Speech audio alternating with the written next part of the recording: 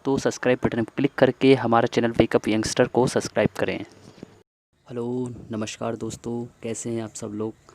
दोस्तों आज मैंने जो वीडियो बनाया है वो मैंने बनाया है सेहत के ऊपर।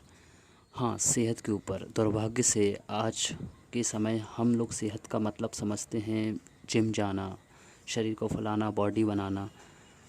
तो ये आज का हमारे लिए सेहत का मतलब बन के रह गया है।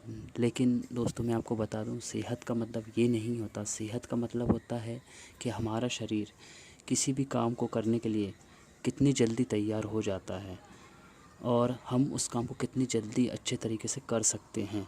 और ये सब हो पाता है हमारी अच्छी सेहत के कारण। तो आज हम ये सब विषय पर बात करेंगे और हम देखेंगे कि हम अपनी सेहत को और अच्छा किस तरीके से बना सकते हैं। तो चलिए शुरू करते हैं। सबसे पहले अच्छी सेहत बनाने के लिए जो सबसे महत्वपूर्ण चीज़ है वो होती है समय। समय मतलब खाने का समय। देखिए, जब हम सुबह उठते हैं फ्रेश होकर सबसे पहले हम चाय पीते हैं। चाय के साथ हम कुछ नाश्ता करते हैं हल्का फुल्का। तो दोस्तों मैं आपको बता दूं, नाश्ता करने के 6 से 7 घंटे बाद ही हमें लंच करना चाहिए और लंच करने के 6 से 7 घंटे बाद ही हमें डिनर करना चाहिए। इतना टाइम ड्यूरेशन इन चीज़ों के बीच में होना ही चाहिए। अगर इन लंच करने के बाद या नाश्ता करने के 2-3 घंटे बाद हम कुछ खाते हैं तो ये हमारी बॉडी के लिए अच्छा नहीं होगा। आपको खाने में भला अच्छा लगेगा लेकिन आपका शरीर उसको मेंटेन नहीं कर पाएगा। तो दोस्तों इस चीज़ का बहुत ध्यान रखें। 6 से 7 घंटे का समय ज़रूर दें कुछ भी खाने के बाद। सबसे महत्वपूर्ण मुद्दा जो आता है हमारी सेहत को बनाने में, दोस्तों जब भी हम कुछ खाते हैं या कुछ अच्छा खाते हैं तो उसमें हमें ध्यान रखना चाहिए कम से कम उसमें ऐसी फल सब्जियां हों जिनमें 70 से 90% पानी हो। तो वो हमारे सेहत के लिए बहुत अच्छी रहती हैं, क्योंकि इससे फ़ायदा ये रहता है कि हमें खाने को पचाने के लिए मेहनत नहीं करनी पड़ती और हमारा खाना बहुत सही समय पे सही समय के अनुसार पच जाता है और ये हमारी सेहत के लिए बहुत अच्छा रहता है। और अगर हम ऐसे भोजन को शामिल नहीं करते जिसमें 70 से 90% पानी नहीं होता तो आप देखेंगे हमें खाना खाने के बाद बहुत आलस आता है और हमें नींद आने लगती है और फिर हम सही ढंग से काम नहीं कर पाते। तो दोस्तों इस बात का बहुत ध्यान रखें कि खाने के साथ या तो आप सलाद लें जिसमें पानी की मात्रा कम से कम 70 से 90% हो। ये आपके लिए बहुत अच्छा रहेगा। तो तीसरी सबसे ज़रूरी चीज़ जो सेहत को बनाने में बहुत ज़रूरी भूमिका निभाती है वो होती है आपका कम तला हुआ भोजन खाएं। क्योंकि अगर आप ज़्यादा तला हुआ भोजन खाते हैं तो पहली बात तो जब भोजन ज़्यादा तल जाता है तो वो वैसे भी मर जाता है, वो मृत भोजन रहता है। और मृत भोजन क्या करता है, जब आप उसे खा लेते हैं तो वो आपकी बॉडी में जाके आपकी बॉडी की जो बची खुची ऊर्जा रहती है उसको खर्च करता है अपने आप को पचाने में। तो आप देखेंगे कभी आप जैसे ज़्यादा तला हुआ भोजन खा लेते हैं तो आपको उसको खाने के बाद नींद आने लगती है, आलस आने लगती है। इसलिए आने लगता है क्योंकि दोस्तों वो भोजन जो रहता है आपकी शरीर की बॉडी की एनर्जी का यूज़ करता है अपने आप को पचाने के लिए। तो प्लीज़ इस बात का ध्यान रखें, भोजन ज़्यादा तला हुआ ना खाएं। मैं ये नहीं कह रहा कि मत खाइए, बिल्कुल खाइए, लेकिन उतना खाइए जितना आपका शरीर झेल सके और आप उसे हैंडल कर सकें। जो सेहत को बनाने में बहुत अधिक सहायक होती है वो है दोस्तों फास्ट फूड। हम आज जानते हैं ज़्यादातर लोग जो कि जॉब करते हैं या घर से दूर रहते हैं या हॉस्टल में रहते हैं, वो ज़्यादातर अपने काम में इतने व्यस्त रहते हैं या अपनी पढ़ाई में इतने व्यस्त रहते हैं कि वो सही ढंग से खाना नहीं खा पाते। इसलिए वो इंस्टेंट फूड खाते हैं जिसे हम फास्ट फूड कहते हैं और इसका प्रचलन आज बहुत बढ़ चुका है। लेकिन दोस्तों मैं आपको बता दूं, फास्ट फूड में जो पानी की मात्रा रहती है वो काफ़ी कम रहती है। यदि आपको यकीन नहीं है तो आप उसके इंग्रेडिएंट वॉल्यूम में जाके देख सकते हैं, उसमें पानी बहुत ही कम रहता है। और ऐसा भोजन जब आप कर लेते हैं तो ये आपके पेट में कंक्रीट की तरह जम जाता है। और अगर आप सोचते हैं कि खाना खाने के बाद अच्छा पानी पिए तो भोजन पच जाएगा, तो दोस्तों मैं आपको बता दूं, जब आप ऐसा खाना खा लेते हैं और फिर पानी पीते हैं तो आपने कंक्रीट देखा ही होगा। अब आप कंक्रीट जैसे मकान में जो कंक्रीट रहते हैं उस पे आप पानी डालिए तो वो कंक्रीट टूटता थोड़ी ना है, वो तो ब्लॉक ही रहता है।